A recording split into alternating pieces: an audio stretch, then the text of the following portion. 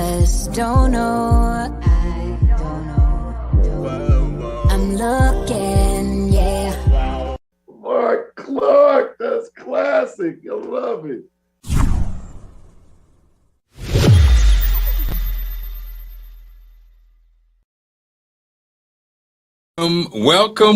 Welcome to the show, gentlemen. What's going on? What's going on? What's happening, Marc Clarke? Ladies and gentlemen, what up, I have sir? assembled some of the most genius music minds in the business. Let's start from my left. My right, your left. He's the musical director and founder of Spur of the Moment. He has been linked to music in the DMV and the world for the last 30 years. Ooh. The late, great George Duke said he was one of his favorite guitar players and music directors. He's been in the presence of the Will Downing, the Layla Hathaway. Wow. I'm talking about music director, not just in the presence, been in the presence and music director. Layla Hathaway, his baby girl. Ooh. Still, don't get it twisted. In that tight outfit, he still had to look away. he's Bootsy and Wayne are my go. If I'm talk about random, I will call them on a random anything, and we will talk for hours on end. Without any further ado, ladies and gentlemen, Mr. Wayne Bruce is in the building. Wayne Bruce is in the building. Now, this one right here, next to Wayne, he sat underneath one of the greatest music minds in the game. I'm saying he was sitting underneath. He was on the. We all ask questions, Wayne, when Earth, Wind, and Fire had a complex and all lived together in the funny suits. Right. But it was little Bootsy who was there, who knew the secret sauce that was. What people don't know is Earth, Wind, and Fire. If you add up all the children, it is a small African country that they have. And who was there? Bootsy Vegas, DC's own. Bootsy Vegas got all the secrets. And now he is championing music and sending young people to college. Program boasting a 99.9% graduation rate. You might come in raggedy, but you're going to college. You came in raggedy, but you're going to college. Now, and Bootsy, and the thing about it is, it's 99.9 because Bootsy takes him to college. When every victory is another ching in the gas tank. Ladies and gentlemen, Bootsy Vegas, there not he only is. Special, but he's repping for the kids. And I didn't even get into the whole go-go thing. So anyway, gentlemen, we are gathered here today. Musical mind. Anytime there's a musical thing going on, you guys pop up. Wayne, the music director. Ex Bootsy, the music director. So first of all, let me just say that Allison and I went to the Yacht Rock show out at Merriweather Post Pavilion. Now, Wayne and Bootsy, Merriweather Post Pavilion. Y'all, please inform me. Y'all from here. When you go to the Yacht Rock situation, you are going to be the 4 black beans in a bowl of rice. Okay? So please tell me, Wayne and Bootsy, that when you go and it's a funk fest or, like, for instance, Fantasia coming up, please tell me, Wayne and Bootsy, there is we have our lawn chairs, we have our coolers, please tell me that we are representing out there. I'm sure we are, but y'all tell me because y'all know firsthand. Yes. Yes. Yes. And there, in the black beans, there is some white rice mixed in there when the black beans get together. Thank you, Mr. Cosby. Now, when you put the pudding all up in the pudding. No, I don't want it. Hey, man, respect to Bill Cosby. I don't want to go down the Bill Cosby way. But now, for me on my end, I've had both sides of that. I actually went to a John Mayer concert and was only one of the black people at there. And that was really very interesting as well. So I've been to go-go's there. I've been to I actually snuck behind stage to be Earth, Wind, and Fire there. I've been through every type of multicultural thing. I tell everybody, if you do not have a ticket to sit in the seat, you better get there early, baby. Get there early. Yes. You're going to learn. You'll learn today. That day. You'll learn that day. And let me say this, Bootsy Vegas, Bootsy gets the, I done been in the Sun Award, because Bootsy somehow has surpassed me. I was the leader in the Sun race. Bootsy, I don't even know who you are. It's your boys' baseball games, right? That too, but also DPR. Yesterday we did an Annapolis tour down in Annapolis on one of the hottest days. So one thing about summer in the Department of Recreation, you will be outside. So I am looking a little bronze right now. But shout out to Annapolis, because I spent all yesterday in Annapolis. I walked so much my calves was hurting when I got home. Like I just went to sleep yesterday. And Bootsy, you also get the distinct award now. First of all, Wayne, in addition to being a musical genius like yourself, is now a damn social media event, viral space guy. And Wayne, his microphone sounds like a Mercedes, and Bootsy, your microphone sounds like the first car ever owned, the Yugo, ladies and gentlemen. I don't know what you're doing. It's still that bad? Well, it seems like it got a little better. Now Wayne is messing with his. Now we can't hear Wayne. Yeah, and the one thing about a Mercedes, the worst thing you can do with a Mercedes is have one and it don't work. So damn, he's tinkering with the Mercedes. Wayne, there we go. There we go. The Mercedes wasn't working for a second. I lost the key for 1 second. The valet had it. I got a proximity key. Okay, so Yacht Rock. Now, Bootsy, you're younger than me and Wayne. Me and Wayne, but see, it's different because DC, back when Wayne was coming up, was Chocolate City. So let me just say, those of you people of color who are watching this and who are YouTube, y'all don't know a world. Imagine a world with no black radio station. Okay, you can't, right? Look at Wayne. Imagine a world where Wayne knows the format, but didn't have to deal with it because you lived in DC. But there's a format called Middle of the Road. It's called MOR. That's the name of the format. Right. And so growing up in Springfield, Illinois, you grew up with songs like, it's funny. These songs were 70s, 60s, 70s, but they weren't. Yacht Rock has a different thing. When I think Yacht Rock, you think Kenny Loggins, you think, Toto, you think like, right? White people, you think white people trying to sing black like they came out of black Chicago. Yeah, don't play. Chicago. Don't play. Don't play. Or some cool like Toto, like Africa. Like, but MOR is more like I've been to the desert on a horse with no name. America, she ran a calling wildfire. That might fit in there. I don't know. That's somewhere. Right. That's MOR. That's MOR. MOR, thank God I'm a country boy, So I am steeped or stepped. I know in all that. So I was thinking pretty much the beauty of it is every song I think everybody knew. And when you get to a certain age, Bootsy, you're on the way there, but Wayne, we're there.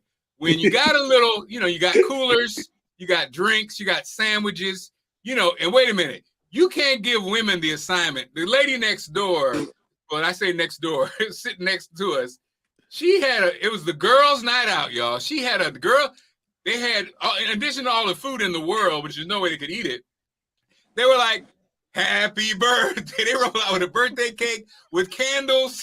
I was like, and so she had the wine, the cake. I'm like, y'all are really doing it. And then you throw on top of it all those songs are familiar. I said, but you know what?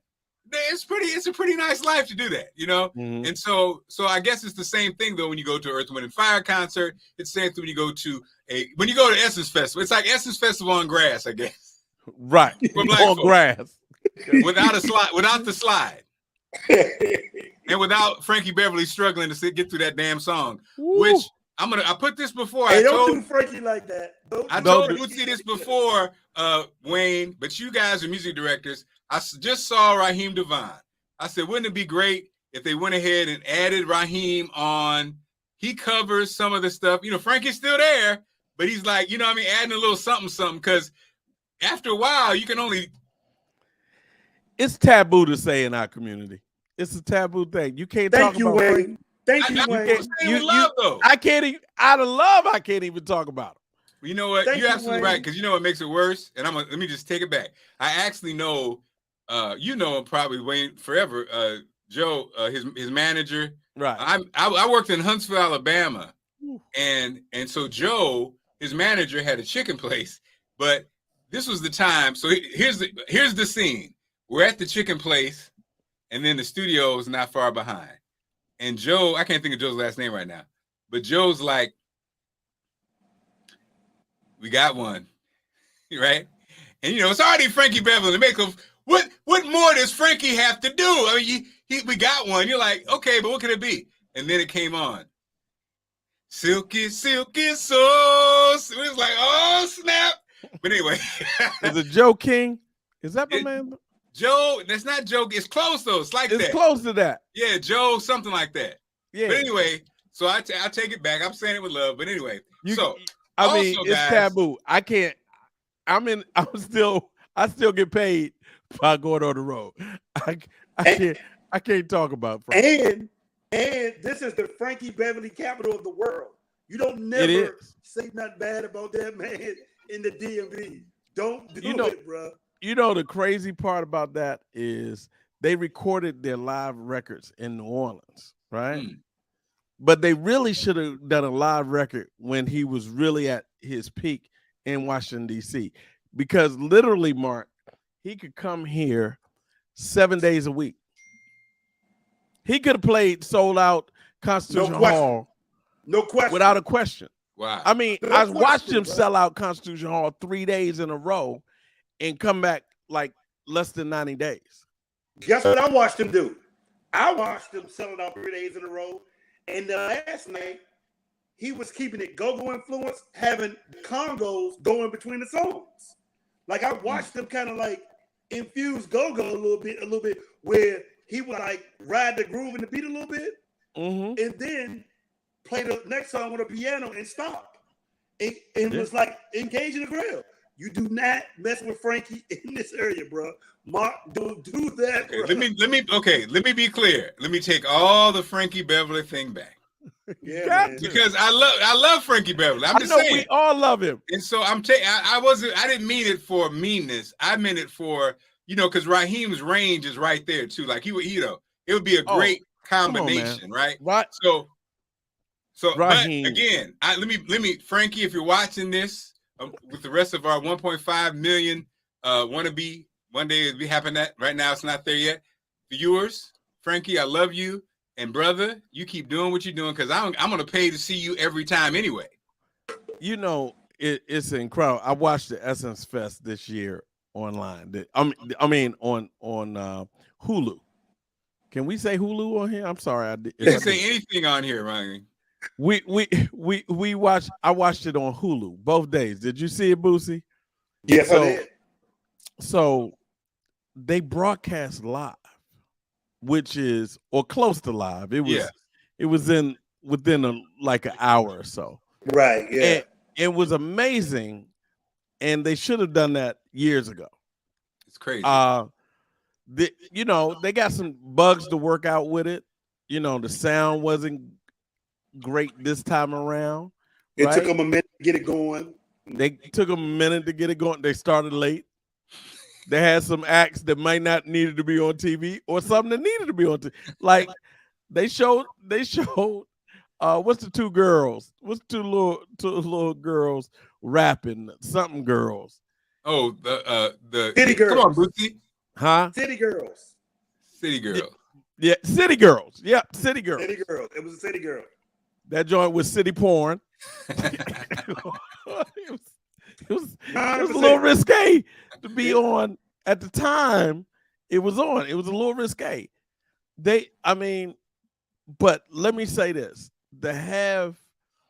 and I was down on Essence. Just some personal things. I was down on Essence. The last time I was at Essence, and if I could tell this story, I was playing with Tevin Campbell, and I went down the day before, 2 days before our show, but the day before my wife was going down, right? I'm going down, hang out with her girlfriend and husband, right? But my wife couldn't get off, and I'm hanging out late night, and we order wings at the bar, and they weren't cooked, and I got sick, and I mean like sick.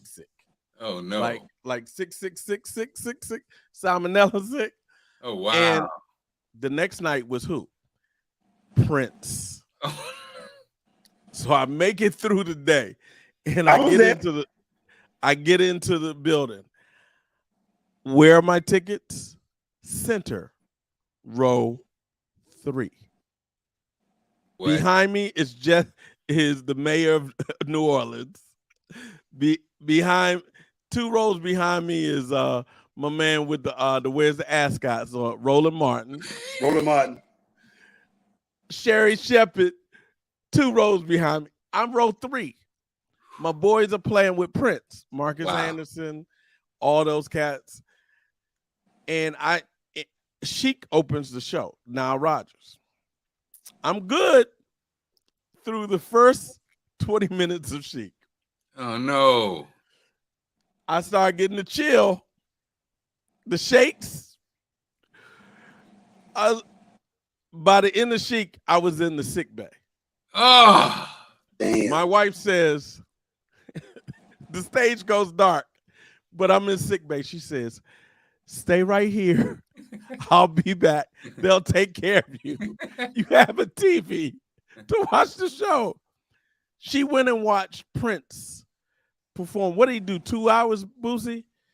2.5. 2.5 hours. 2.5 hours. Yeah, I was there. Legitimately 2.5 hours. And the guy in the sick bay is talking to me. Yeah, I'm from DMV, and I'm trying to hear the music through the TV and through the hallway. And I'm like, I'm literally with a blanket on me, sitting there in pain and shaking. And I'm like, please be quiet. And didn't you say your wife went out there? I was like, that's her, 3rd row. And they show the audience up close, and she's party time. And I'm thinking to myself, okay. And she says, that's what you get for not coming down with me. Instead of coming down the night before. And so I'm sick the rest of the night. They get to go backstage to meet Prince. Oh my God. My boy's in the band. I'm too sick to go back. She's like, I'm going to take you home. I'm going to take you back to the hotel. We go back to the hotel. I'm in bed all day until sound check with Tevin. I go to sound check. Tevin killed the show. Tevin Campbell was voted like the 5th best act at Essence that year. He's an incredible singer.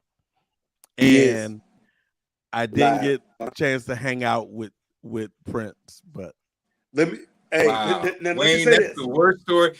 And that is Kevin worked with Prince, right? Yes. I've ever heard. Now let me tell you my story.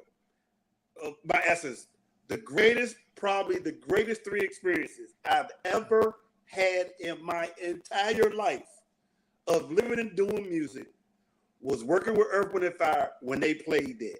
I had never been to the Superdome. I didn't know what to expect. I saw it on TV. To be at that place and see 60,000 people in that joint, watching that, I had never experienced it. I didn't know what Essence was about. It was still one of the greatest Black experiences when you see all the vendors and what happens there. I tell everybody this, if you Black, there's some things you should do in this world. You should do. If anybody can say, what is one Black experience? That's true. Black experience like I have, you should probably go to Essence Festival in New Orleans. And I would tell you the other thing that blew my mind. Mind you, I'm from Washington, D.C. I played in go-go bands. I caught a lick. I was walking down the street in New Orleans, and when I realized they had alcohol vendors, like hot dog vendors, I was like, holy shit. Like, I just couldn't believe it. If you don't do nothing in your life, I think every Black person should go experience Essence Festival. The greatest ever in my life. And if you're an entertainer that could get on the stage back in the day before, was this before Katrina? This before Katrina or after? Yeah, it was. Before Katrina, I played at Essence with Jamie Foxx. So this is right before Ray. This is Wow. the out of control Jamie Foxx that Oprah and Quincy have to Had talk to talk to. to. Wow. They had to talk. This is before the talk. I actually witnessed. I actually was a witness to two things of Jamie Foxx. How incredibly talented this dude is. I'm talking about. It's very few people in that stratosphere. It's very few people in the room as far as talent with Jamie Foxx. Literally, very few. He was able to. So we get a call. Hey, Jamie Foxx needs a band. You're playing with Will Downing that the next day or 2 days later. Come, I'm bringing you down early. I was like, so what are we gonna play? We don't know yet. He's going to write the songs. He's going to make up the songs. I said, okay. I'm in New Orleans. First, we get on stage at sound check. Literally, he comes up and I have Chris Big Dog Davis playing with me, who is absolutely one of the most incredible pianists and keyboardists in the world. And he says, okay, play here. They put a piano in front of Jamie. And he just starts making up songs. We literally on stage write 4 songs that's going to open Essence Festival. 60,000 people. And he has a singer with him. The world doesn't know the singer yet. Oh, I man. kind of I know who it recognize is. the singer. I already know who it is, but go ahead. I kind of recognize the singer because they look familiar and it's a woman. And I'm like, he keeps calling her T. And I was like, man, you look familiar. You look like some people we know. And she was like, just call me T. I was like, it's Tamar Braxton. What? Yep. That's a Okay, Tamar hold on. Braxton. He had Tank and Tamar Braxton with him way back in the day. Right. had And Tank- so he says to me, Tank's boy too. he says to me, man, I got this singer at the crib who I had in a session with Layla Hathaway. I was like, yeah, we know Layla. And his name is Tank. I said, his name is Darrell Bibbs. He was like, you know him? Like, yeah, he's on my record. And Tank has sang on a Spur of the Moment record, Background, on a song with Mesa. So you go research an old Spur of the Moment record called Out of the Shadows. And Longer Than Forever is the track. And Tank is doing all the background stuff. And he did it before he did his first record. He finished his first record. He was out with Aaliyah. Came back, did it in 20 minutes. Let me ask you this question, though. Hey, let me ask you this question. How was Jamie off the stage at Essence Festival? How was who? Jamie? How was Jamie Foxx when you got off the stage, though? He was out of control, bro. Yep. It was the most out of control thing I have ever seen. Me too. And it was scary. And I turned to a friend of mine and said, I don't know if this cat makes it past like 35 at this Really? rate. Yeah, Oh, no. literally. Oh, no. And he had 100%, Mark. to keep him on track, he had a guy who was writing a book about bodyguards. So I look at this guy, he's kind of slight and slim, but this guy is walking around like he walks on air. And I say to him, man, once again, because I'm a child of the 70s, I grew up on Richard Pryor records and everything. Like, you look familiar, man. I said, were you the Richard Pryor guy with Richard Pryor when he talks about I can't remember his name, Kareem? It's a African. He was like, yeah, that's me. And I'm writing books on fighters. And when I tell you that guy knew how to handle Jamie and had all his respect, but Jamie was at that time. Everybody knew that at that time. Jamie was out of control. Mind you, hey Wayne, I don't know nobody. I'm living in LA. Once again, I'm from DC. We were forbidden to go to parties where he was at. Let me just say this to you. I was told, if you like your situation here in LA, do not hang and go with him. People go to a party, and I ain't gonna throw it out there. They say the party was going on. Jamie said at 11 o'clock, We locking the door. Right. And okay, I'm Yep. done. I ain't gonna do it. Hey, Mark, look at me. hey, we can't I was say the whole thing forbidding. about Jamie's parties, but those stories he tells about throwing parties, his parties are legendary today. Today. They told me if you go and we find out you there, Sally, you're going back to DC. They also said they went and he let it be known at 11 o'clock. You got an option around here. Right. You can stay or you can go. Right. It is what it is. But when 11 o'clock happens, and I'm gonna stop right there. That Boosie Vegas is speaking the truth. I've heard that exact story. Mark, Mark, it was the wildest ish. But he brought that vibe to Essence. Homie, it was the wildest thing I have ever seen.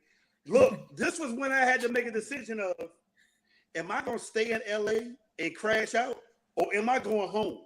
I'm like, he is part of the reason I left LA. I swear, look at me, Mark, on my mother's grave. He is part of the reason. I said, you know what? This ain't for me, bro. I'm out. I rolled out. Bro, when I tell you, that guy is legendary. And it's only God and Oprah and Quincy. Wow. No, I'm telling you. Wow. I've never seen anything like it. I haven't either. And hold on. The other dangerous thing about him, I don't want to say dangerous, was he's a good guy when you meet him. So you won't necessarily notice another side, because when you meet him, he's a humble, cool, down to earth. He's a really good guy. Sound check. That's Jamie's sound check, Jamie. Yeah, he's really cool. And then because I know of a story of him going to Chuck Brown. He talked to Chuck Brown. What do you need from me? What does Go-Go need? I do. Like, he's that cool. Yeah. But then, bro, you will see that party side and you'll be like, hey, dog, it was the scary. I'm go ahead, Wayne. I'm done. I'm not even gonna that party animal. And Mark, I mean, literally, I don't want to tell all the stories. I'm not. I'm not saying nothing.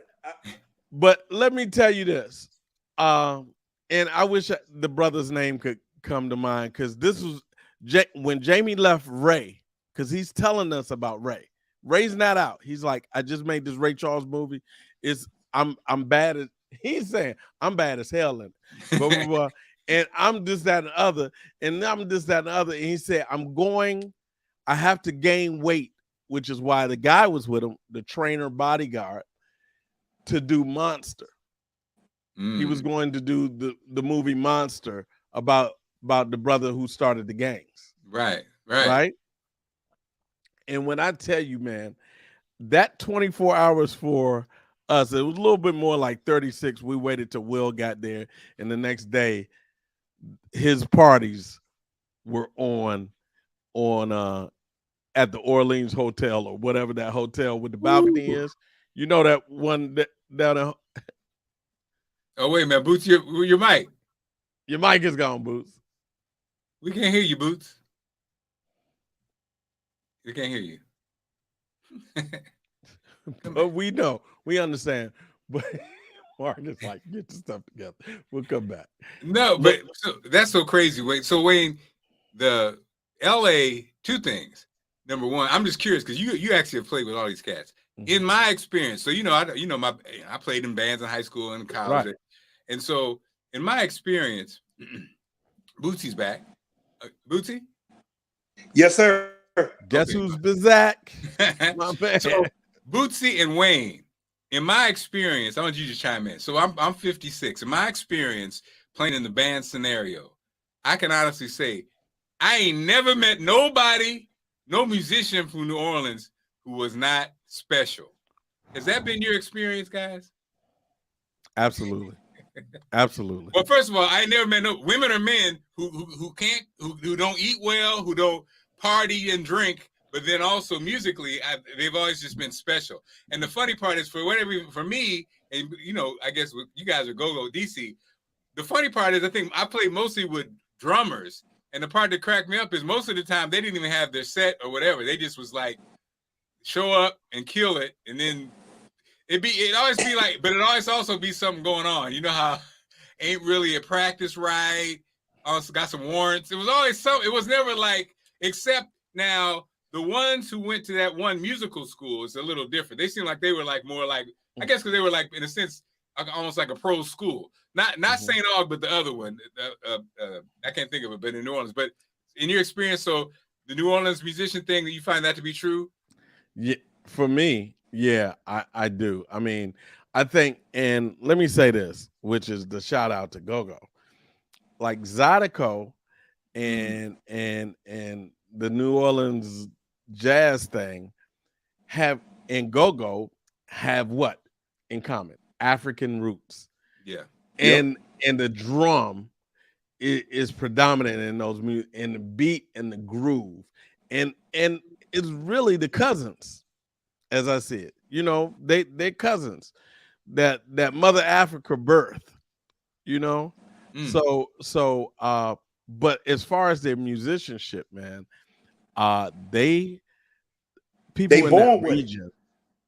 It's from birth. It's really, man. And I'm gonna tell you what else New Orleans does. When you're born, you're from New Orleans, you know rhythm and rhythms to listen to horns at a whole nother level. The rhythmic interpretation and understanding from somebody from New Orleans is at a level that you don't get I don't think you get nowhere in America. Like, mind you, the same musical traditions that were in the 30s and the 40s are still as valuable and prevalent now in 2022. And in DC, go-go music and live musicians are still as prevalent from the 70s. They're still prevalent now. Even when we had PJ Morton, he talked about the fact that we're one of the few places in America where there's something live going on every night. And it's just traditional after generation after generation after generation. And but let me tell you something. In DC, you understand percussion a little bit different than other people outside of here. You understand drum, you just naturally, you just have a different, you kind of wire to it. In New Orleans, when it comes to brass, horns, and rhythmic, you know what I mean? Like when I remember when Lil Wayne and them had first started, and Juvenile and them would always be singing, rapping. I used to explain to people they can't help it because they've been hearing notes and rhythm before they were born in their mama's belly. You can walk down the street and hear, but and then when you hear Juvenile rapping, you don't want to mess with, like, they can't help it because they have been hearing rhythm and rhythmics. It's like ingrained in you. Like if you ever want anybody to play horns at any point in your life, go to New Orleans and you could go on a corner and find somebody. So I do think what he's saying is there is a real connection because we're one of the few places in America where live instruments is still the place. Where I was, surprised to know when I traveled that a lot of these cities don't even have live bands playing their weekly. They have never seen a live band with instruments come together and play until they see Earth, Wind, and Fire. Like that was mind blowing because I thought it was like, standard. I would say 3 places you should go if you want to get musicians: New Orleans, DC, and Seattle. Those 3 places. When I went, they had every night I could wake up in Seattle and go see a band playing somewhere. This was 2006. Oh no, 2006, 2007, 2008. The #1 market for Earth, Wind, and Fire, besides the DMV, is Seattle, and they wanted to use everybody in the band. We would literally have to have a 3-hour live after show because they wanted every band member's autograph. So those 3 and then when we left, we would go in clubs, and they would be rock bands playing, reggae bands playing, them ska reggae bands like No Doubt. That was really big. They were all let me say this about No Doubt though. They're reggae rockets type band. You know what I mean? Skylights. That's what it is. It was all over. Those 3 cities, with those 2 cities, I could not believe it felt like home. It was like a place that I could leave and have a connection there because every night there was some live band playing. Okay, now going on. So first was New Orleans, and secondly, you guys touched on LA. So LA is very interesting. Is LA the devil? Like I have to laugh when you said, I love what you said about Jamie. it was God and Oprah and whatever having that conversation. I remember, Quincy Jones. fellas, Quincy Jones. I remember being in L.A. and again, thank you, Jesus. Young, naive, programmed. I was a program director at 21. Woo! And so I'm working at a station in Huntsville, Alabama. Bootsy, I think I told you this story. I'm making $14.5, right? And so I've been to a couple breaking the bank, baby. Breaking the bank. I went to a couple record conferences and I met MC Hammer's brother, Louis Burrell, right? Mm-hmm. And it was Louis who called me. So I met him, and they were, two big dudes with Jerry curls, and nobody was checking for the Burrell brothers or MC Hammer. Right. So the conferences, I'm in Huntsville, Alabama. I'm in a little market, I'm hanging out with those guys, get no traction. So LA, every week they call you trying to push your record when you're a program director. And so he called me and he's like, we got one. We got one. He put it to the phone. No, can't touch this. Okay. So of course the rest is history. It skyrockets. And so I'm now heading out to the first record conference that I've been. It was like, I think the second one I've been to. The first one, again, we're hanging out as nobodies. This one, Hammer is the #1 artist in the country. He's getting ready for his Japan tour. And so we're out in LA. I arrive in LA broke, young and broke, right? So I see Louis Burrell in the lobby. He rolls up with his Cazal glasses and his glittery, hey, his curls tight now. He's, hey, young boy, hey, young blood. Thank you. He put something in my hand. Wayne and Bootsy. Wait a minute. Is this payola? If you give me something, he put it in my hand. I just closed my hand. I ran up to the hotel room. 1, 2, 3, 4, 5, 6, 7, 8, 9. That's $900 when you're making $14.5 is the world. And I was there baroque. And so I was like, is this payola? But anyway, he was just saying thank you, right? But the fun, I'm sorry, that's a long story. So you're in LA, it's at a record conference, and now you're in the bar area, and you're seeing some pretty gals at the bar. And right around, I've been hanging around the bar. Now I got some money, you know what I'm saying? So I'm looking around, and then they're like, okay, the bus is leaving in 5 minutes. Now, I'm 21 from Springfield, Illinois. I don't know nothing about nothing. All I know is there's a bus going up to the hills. Now, and there's some pretty gals in the lobby, and they're all gathering around to head to the bus. So I look back on this, guys, like you said, ain't nothing but God. I missed the bus, of course. And I was like, I wonder what they're going to be doing. That's a whole different life. Right? I think God saved me, right? Like they're going to a mansion in the hills, funded by record companies, coming back the next day in the afternoon. Skiing back down the hill. And definitely was going to be a blizzard there. I think I went upstairs. I did, how you do something. I was like, oh, okay. I ran upstairs to do something, come back downstairs. Oh man, they're gone already. I was like, rats. But I think about that moment because I could have changed my life, right? I mean, at the end of the day, you never know, right? You never know. But I was so naive. Who knows, right? And so LA, just like guys, you said with Jamie Foxx, when I was working in St. Louis, Jamie used to always want me and my partner to come to the parties. He said, y'all need to come out. I throw these parties. And the funny part was, you know how it is. I always thought, everybody just being nice. People invite you to do this and do that. Then years later, I'm like, oh, this was a whole thing going on. This was a traditional situation going on. So, whole different thing. So LA you could be a superstar, but you could also get caught up, I guess. The temptations are real in LA, I guess. Oh, yeah. Like any major city, but LA is just more so. Like LA, it's to a 10th power, man. because it's so spread. I don't know. It's so spread out. And it is not a sense of community because a lot of people are transitional. They come in there and you never get grounded. Boosie.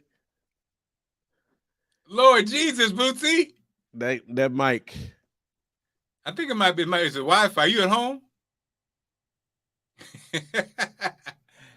Boosie said he got a point. We said, can yeah, man. So, but yeah, I look back and I'm like, you know what? That was a blessing because I was, 20. I was like 22, 21, and who knows? I wasn't the kind of person to get caught up in that kind of stuff because I wasn't a user or anything.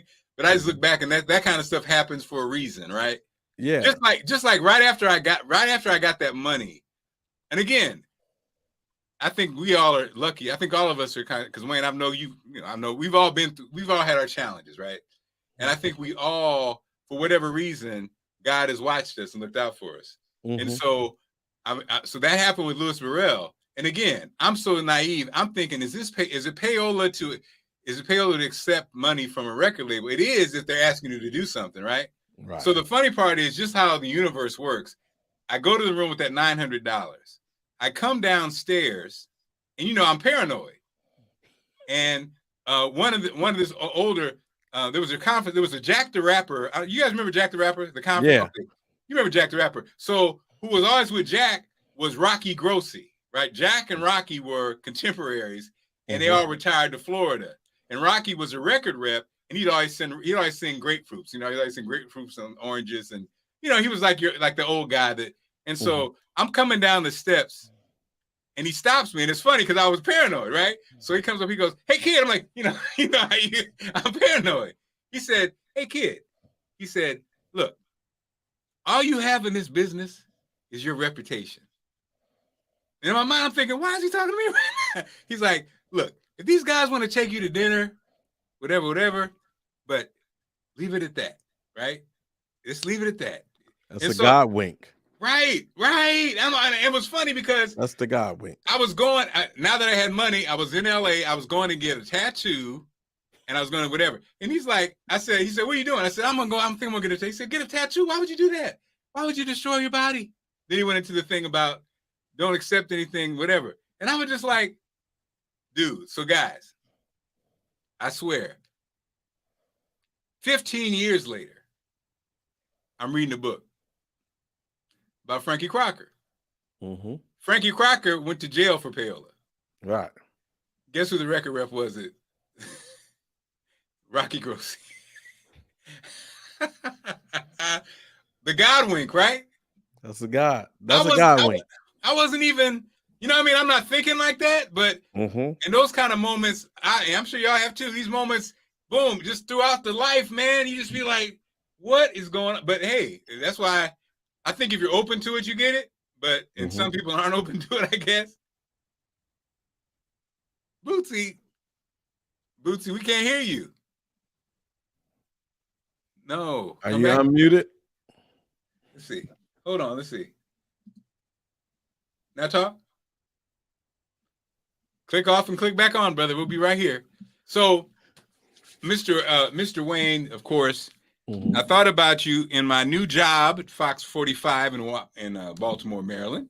I did a segment, Wayne, on Baltimore Club.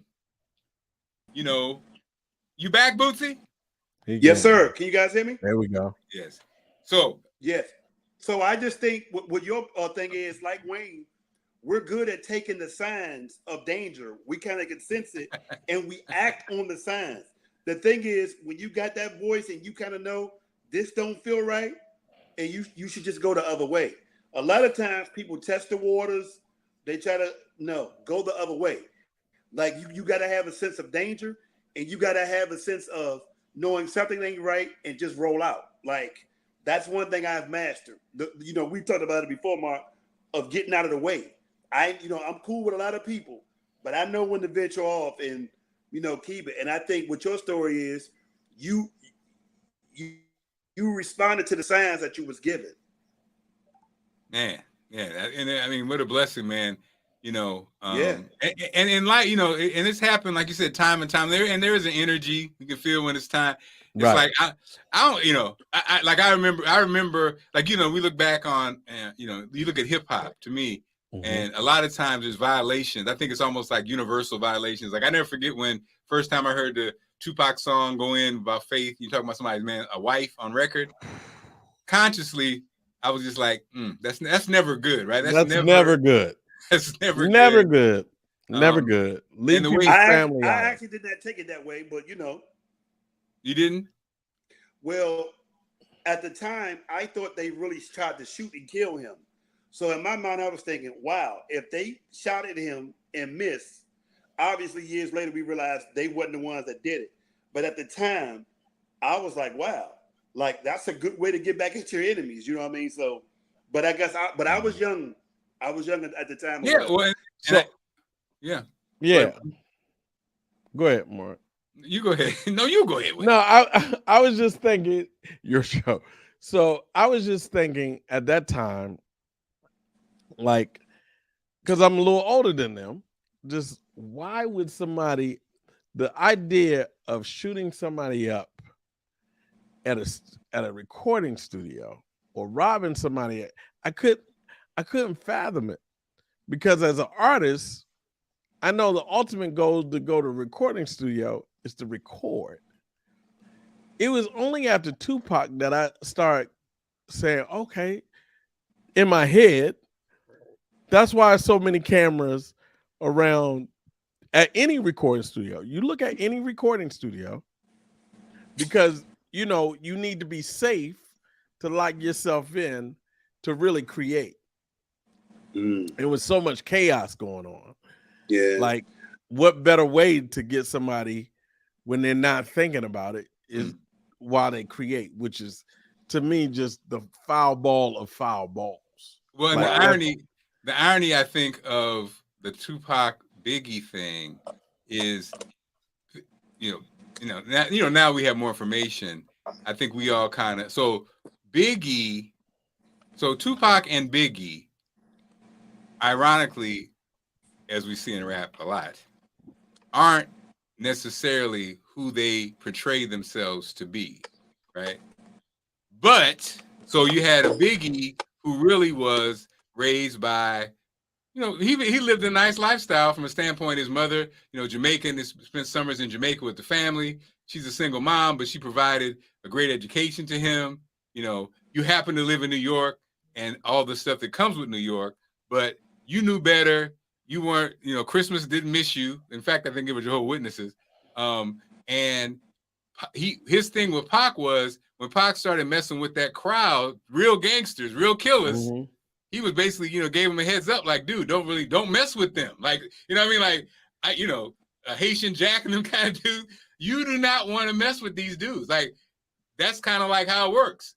But then you have Pac, who really, Baltimore, he's an artist kid. He's an artist kid, really, growing up, your mom's an advocate, Black Panther, but you really went to a school of the arts. You weren't the dude who was living off the streets. You were an artistic guy who wrote plays and acted and different things. But you turn yourself into what you want to be. Exactly. Like anything else. And as we know, when you do that, that's the dangerous game. When you hopped in on the deal with your man in was it Vegas, wherever, when you hopped in and kicked the guy, like you're hopping into the gang culture, but you're really not of the gang culture, right? But you're portraying this thing, and as we know, just like a kid in the streets now, when you're trying to be hard to portray yourself as hard, you act a certain way. We all know the real hard cats, they are what they are. There ain't no portrayal; they just are who they are. But it makes it dangerous for everybody around you when you start to play that card. And then the irony that they both kind of just got snuffed out because of foolishness. And then the irony is the real gangsters, the Jimmy Henchmen and the Haitian Jack and the different guys, they're still alive. Wow. The real deal is still alive. But okay, so we got you back, Bootsy. I was telling Wayne, so start the Fox 45 job, and I'm going to keep you much longer, guys, but I wanted to get your take. So we talked about, I had DJ Boo Man on and the influence of I love the interview. I love the interview. Thank you, sir. Baltimore Club. For those who don't know, watch out for the Big Girl, which came out in like 93. Lizzo loved it, adopted it, using a reality show. So Boo Man has a deal working with her, and he actually says she's on a track. So hopefully that comes out. And then Drake drops his album, and some people are like, this ain't even rap. And so it has some kind of Baltimore club inspired, Chicago club inspired. The whole album does. Beyonce. Beyonce Drake's dropped her album. Drake's whole album is like that. Right. It's the whole record. And to me, Drake's album, I hear a lot of Kanye in Drake's album. But anyway, gentlemen, let's start. I'm gonna start with, since you're a guest, Wayne. Obviously, Nothing New Under the Sun. Is it ironic? Why do you think the artists are coming back to almost like a not disco, but club, house? Or is it cyclical? It always comes back. I think you just said it in the last sentence. It's secular. Well, how you want to say it? Cyclical. It happens in cycles. We haven't been drinking. It happens in cycles. So it's that time. So remember, we talked about, it was a little over a year where we talk about the group with Bruno Mars and Anderson .Paak, right? We discussed that, which launched you on your big podcast. That's right. To this day, Bootsy, that one has like 60,000, 70,000 views. That's crazy. So, but we talked about these young people going back and revisiting this music. So we're a year later. Remember, everything now is on a fast track. Like everything gets done faster. So they moved into generations of music faster.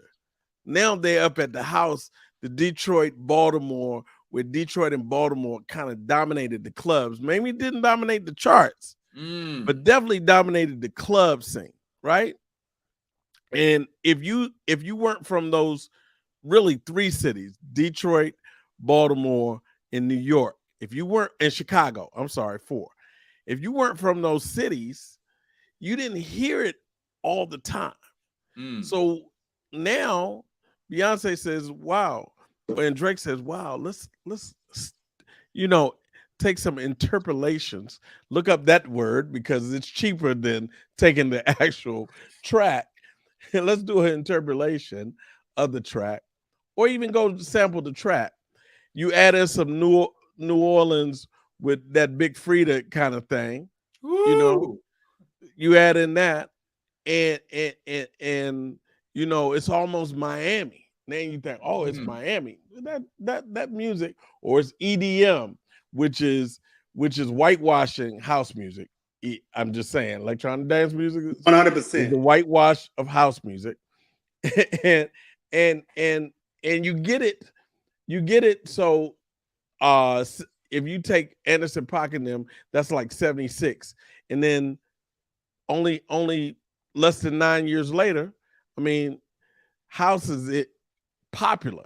Wow. The 80s house is popular. So you take a year you take 10 years in 1 year to get to where we are here. Wow. That's okay. Okay. Now, you ring the bell on that one. Ring the bell. Dr. Bruce, that's pretty impressive. Now, I'm going to tell you what my theory is. Come on, Bootsy. 100% agree with that. Hold on, wait a minute. Let me just say this. Hold on. Wayne Bootsy, every interview, someone says, great question. So Bootsy's feeling pressure now. Because Dr. Wayne has put down, every time Bootsy, people are like, oh my God, great questions. Now Bootsy's like, wait a minute, damn it. Go ahead, Bootsy. No. First of all, I love these musical conversations, and I love how, in some ways, they're intergenerational as well, just from experiences where we've been. Now, my theory is house music, there's variations of house music in every region. Baltimore has it. New Jersey has their own. If you look, New Jersey has it. Chicago has it. Detroit has it. I think the sound is so normalized now, and everybody has their variations of it. It's more standard to Black folks than we think. When you look at EDM, house, and all these variations, they really sound similar.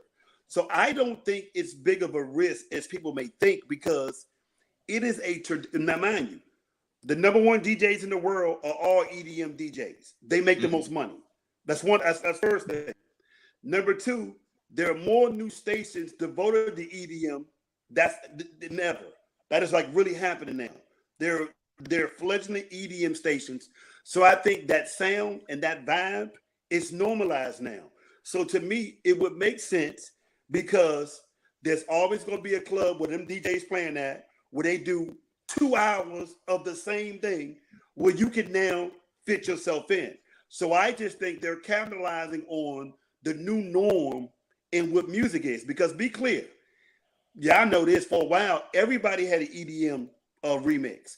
Everybody had a house remix. Like, whether people know this or not, most artists do EDM or house remixes to their songs. And then some of them, and I'm gonna say this, it's a standard in the music industry. I'm with Raheem. Every album Raheem has had, he's done 2 to 3 EDM. Philip Earth, Wind and Fire has done EDM. Like, everybody has a EDM or house remix. So it's more of a standard traditional sound for this generation than what one knows. Maybe because you don't hear it on urban radio, but the sound is all over America now. Like in some regions, that is their choice. When you go to Florida, that is really their choices. Right. When you go to, like, in some regions, when you turn the radio on, that's all you hear. So I think what they're doing is they're finding their place amongst those parties, because whether we know it or not, the industry loves to simplify everything. They love to do it. Like, you know what I mean?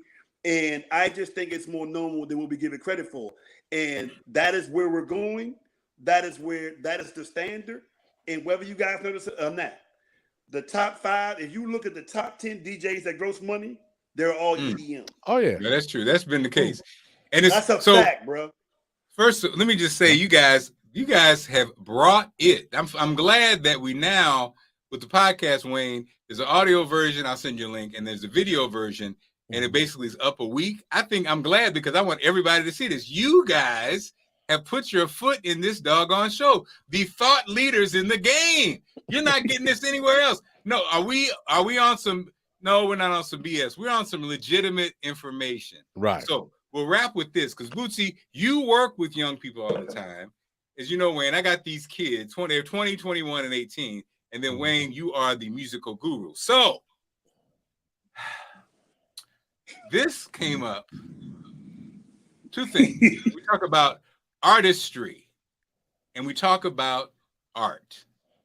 Now, we just recently saw, if you guys haven't seen Dave Chappelle, the Netflix, it really is not a comedy special, really. Right. It's him addressing, the controversy. They were going to, name the hall at Duke Ellington in his name. Right. And so he addresses it. It's really a speech, but it's kind of turned into Dave Chappelle doing that. In this, he's talking about his love for the genre, his love for art and artistry.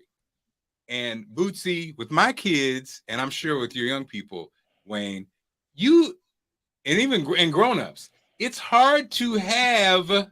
Oh, by the way, we saw the Elvis movie. That's a other show. It's hard to have nowadays because of Trump. I'm blaming him. You can't have real conversations. It's as if people cannot listen anymore. Dave Chappelle, his love of comedy and what it is, and art. It's like you can't even express it these days. So this came up, Wayne, and we were like, and the girls were with it, and we were like, huh? So in Beyonce's new song, what is it? You Can't Stop My whatever, right? So the story, you can't take my soul. You can't take my soul. The story is somebody who's working and obviously having trouble at work, and she may or may not leave the job. But it's the message, the overall message is, you're not going to break me. I'm going to continue on. Beyonce is writing it from a perspective of someone telling a story. Now, the kids are like, oh, she ain't never had no job. She's they're like, what does she know about da-da-da? It's cool, but, Beyonce really done. And I'm just like, dude, since the beginning of time, that's what writers do. Some of the whole West Coast rap Bible written by Ice Cube. Ice Cube wasn't even from there. Like, that's what writers do. Most of the time, the guy who's living the life doesn't have the gift to articulate it. So there's somebody who's observing it and they write it. Just because she's writing from this perspective doesn't mean it's her. But this is it's not that high, but it's a high art concept. And Wayne, have we lost the ability to have conversations about, is the baseline gone? And now it's a whole bunch of people. It's like everybody has a damn microphone now. And some people don't need to have a damn microphone. Exactly. I think we have, and I think it's taking art and music out of schools very early. So we don't even get a chance to listen and think about lyrics and think about the content of art. I mean, it's happened from, people writing about Cyrano. The whole Cyrano is him writing letters from a standpoint of someone else. The story. Right. He was I'm in love, but can you write me a letter? Right? Write me a love letter. So any group they have listened to and they enjoy, somebody else has written their music at some point in time. There's very few artists other than Prince. That's a great point. Other than Prince, there's very few, and he has put himself in a position of someone else to write their story, right? So you have to be able to accept people's art, because everybody who's singing a song doesn't necessarily have the ability to write the song. They have the ability to sing it from the standpoint. Okay, Luther Vandross sings "A House Is Not a Home" from a different standpoint than Dionne Warwick. You go back to Otis Redding's "Respect" is a different type of respect than Aretha Franklin's "Respect." It's the same song. Speak on it. It's the same song. So some people have the ability to Grapevine. 3 versions of Grapevine. 3 different versions of Grapevine, and they all are different. Curtis Mayfield gives Gladys Knight an entire soundtrack, and it goes with a movie, and the songs are written from the couple's perspective. So we have to have the ability. For so many years, we had the ability to accept art. Anything they listen to nowadays, it has been art.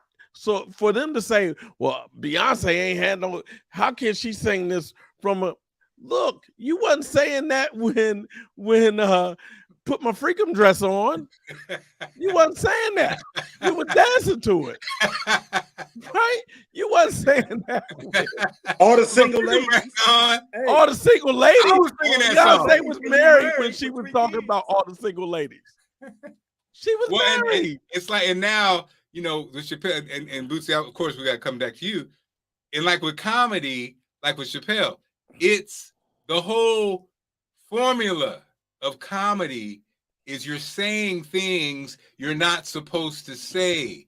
So the premise, with the setup, the premise, and the punchline is supposed to smack you in the face because you did not expect that to be the case. And normally that's in the form of something that's probably offensive, or again, something you ain't supposed to say, or whatever. That's the whole premise of comedy. And so now you see people analyze a joke and call it blank. Oh, that's racist. Yeah, that's what the whole point of the joke was. It's supposed to make you be like, oh, what? Oh, damn, what? Oh, that's terrible. It's terrible, right? It's horrible. It's funny, but it's terrible. But now we're at the thing where people are like, I don't like that because it's like what? So I'm sorry. So Bootsy, you actually work with young people, man. Bootsy, how do you keep your head? Because I know you hear. But what I love about you, Bootsy, is you actually do meet them where they are. So, but how do you manage it? And what are they? And what are the young people talking about as we get ready to wrap up? Okay, so let me tell you what I had to explain to a lot of people is that it all depends on what generation you come from. I'll give you a perfect example. Some people introductory to rap was Rappers Delight. Some was Run DMC. Some was Tribe Called Quest. Some was Master P. 4 different thoughts and process, 4 different things. For some reason now in journalism, with the invention of Wendy Williams, Skip and Shannon, all these debate shows. People come in now with waiting to debate and have an opinion. I have to spend more time saying, report on the story before you give me your opinion. Give me the facts of the stories. What happened? You know what I mean? Can you give me more details? But in more than any time in the world, we are now conditioned through media, through journalism, through every realm that you have, where people spend more time giving their opinion than reporting on the facts. I give you a whole case. In Black radio, it's more people spending more time giving you more news on the housewives and what happened versus giving you information that's going on. There are people who've never heard urban radio where they turned it on. They wasn't telling you about Stevie J, who he cheated on. They have been conditioned through media to now give their opinion. I tell everybody in my class, I got this one rule. I'll be like, look, you should not be in the position. You should not put yourself in your position where you're giving a personal opinion on somebody's private matters. As a journalist first, that ain't your job. And everybody now is conditioned to have an opinion, make an assessment, and most of the time, they don't even realize it's a game. I'll give you a perfect example. Reality TV is set up. It's a script that's set up for you to get a reaction. But you're not even smart enough to know that, and then you go report on it on morning, you know what I mean? Like morning news or whatever. I'm just saying, like, in general, they have been programmed and conditioned to give an opinion, have an assessment. Hey, let me tell you why I think urban radio is failing. We spend more time at urban radio giving relationship advice. Steve Harvey been divorced 3 times. You know what I mean? We spend more time on giving relationship advice. The whole fake prank call thing that everybody does that nobody knows. And I just think everybody is trained and conditioned to get a reaction or give a reaction versus hearing it. And I think we now live in a world where with social media, everybody having these platforms, everybody feels the need to give an opinion. And it's less people reporting on actual news than that. But we got a lot of work to do because they're already, just think about this. Every talk show, The View, Wendy Williams, whatever, Joan. Be More Lifestyle. Yeah. Well, no, not yours. Where you got 5 people all on the table and they're giving you an opinion. For most people, that has been the norm for them as they consume media. That has been the norm. There are a few people that actually watch it. So I just think your daughters, I won't say victims of it, but that is just the way it is. Yeah. And the one thing I teach is before you start telling me your opinion, give me the facts first. Tell me what happened, where it happened, who was involved. Then you can tell me what you think of it. And I think that is where we at, is that there's never been, for the last 20 years, that's what you've been consuming in all media platforms. Radio, YouTube, it don't matter. Spotify, podcasting, there's no qualification to have a podcast. Right. I remember when I worked for Radio 1 and a white person told me that, urban radio, they don't need news. They don't need news. Wow. Thank you. But guess what though? That's their guess opinion. What though? Little did I know that was going to be put into play, right? Guess what though? It came back to bite them in the behind this cycle because Radio 1 was trying to vote to get the casino enrichment. Right. And they could not. Radio 1 to shut them down, Wayne. You know what, man? System is not to be played with. They are not. They were like, cut him off. We're like, wait a minute, this ain't slow live. The internet down. This isn't even live. It's recorded. Shut it off. Wayne, it ain't even out yet, and they shut it off. Damn, they have a system. Who controls his too much man? Power, That's power. Shout out to Radio 1. Shout out. Hey, I ain't saying nothing wrong. They come in Marc Clarke Media and got a nanobot in the system. Bootsy, Radio 1 is not for games. They are controlling all media, recorded or live. Busy U's will not play. She will not be talked about. He's right. Hey, Clarke again. Shut him down. But here's the thing about it. You know, they were trying to get the casino. They were trying to own the casino. Right. They could not get people in Virginia, Richmond, all them areas to vote. They lost on the vote. They couldn't vote for the casino. And I think them no longer being conditioned to be engaged in the political process or local news, it just came back to bite it because they lost the casino on a vote. They voted no to the casino. That Radio One, because y'all do know that they do own a piece of MGM as well. Oh yeah. Yeah. Mm-hmm. Okay, now Bootsy, we're getting away from this, and Bootsy's getting me kicked off radio for life, but it's okay. So Wayne, the last question, Wayne, as we wrap it up. Where are the great jazz players coming from now? As we wrap up our music podcast. Wayne, you have the floor. Where are they coming from? They're coming all out of the schools, the new school. They're coming out of Berkeley. They're coming out of all the schools, Juilliard. They're coming out of schools, man. Is it hot? Is jazz hot? Jet players are hot. And what jazz is doing is still crossing lines. So the lines are getting blurred and blurred and blurred and blurred. What you thought jazz was 10 years ago has been infused with something else. That is the form of the music. That's the form. Traditional jazz is getting played by young people less, but getting played by young people. It's people like Christian McBride and Bruce Williams teaching kids at their jazz house kids up in Jersey. It's people like Terrell Stafford over at Temple University running that music program. It's people like Robert Glasper, who came out of New School.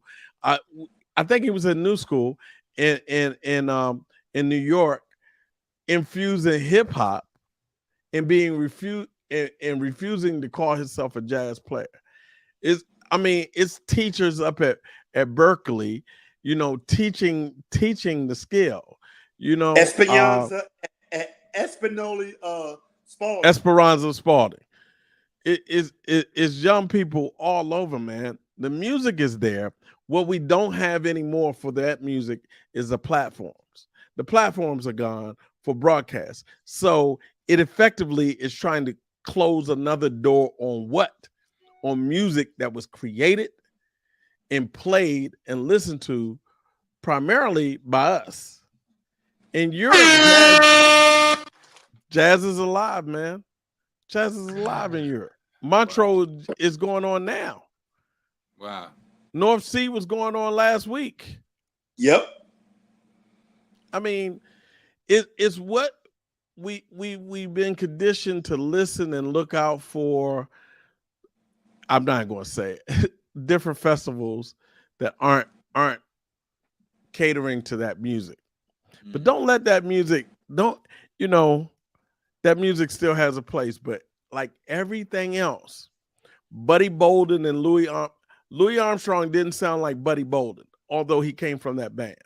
You know what I'm saying? Dizzy and training them, Dizzy and Bird was calling Louis a handkerchief head. Yeah. Not want to play that music.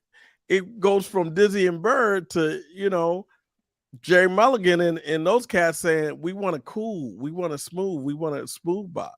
Right. To Coltrane exploring, not just playing with Miles, but exploring, just him and Ornette Coleman and that thing, that kind of jazz. And it goes from Miles taking the infusion of electric instruments with Bitches Brew and all the way out to where we get him at the end of his career and end of his lifespan with Marcus Miller, with all that funk involved, and with Ricky, with Sugarfoot Ricky Wellman, Wellman from DC. My guy. Wow. So, it's going to go so far. And then we got Glasper infusing everything into it and winning Grammys and Tonys and Oscars. And, we got Christian Scott. We got these cats out here, man. Oh, yeah. Your man ain't going to sound like we wanted to hear it in the 60s necessarily. Wow. Well, Wayne, as always, amazing. Bootsy. You are the man, Wayne. Brown Bootsy, amazing. No, boss. That's Man, Wayne, I like that. I see what you're doing with the little peaks, the little gray peaks, good little salt pepper on them. I see you, Wayne.